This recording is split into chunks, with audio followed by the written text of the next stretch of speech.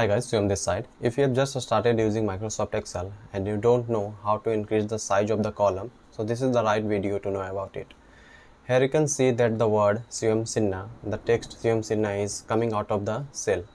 We call this rectangle a cell, and I don't want to decrease the size of the text Swam Sinha. Basically, I want to increase the width of the column. So how can I do it?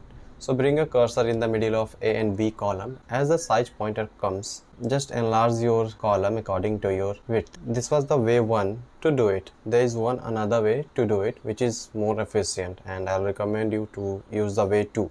So what's the way 2?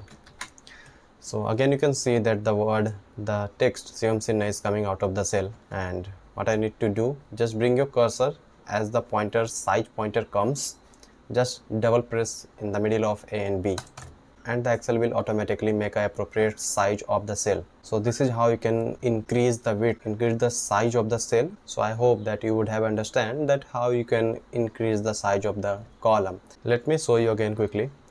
The first way is that bring your cursor here and do it manually by stretching it out, and the second way is that bring your cursor here and double press in the middle of A and B column, and the column size will increase. So thank you so much for your time. Have a good day.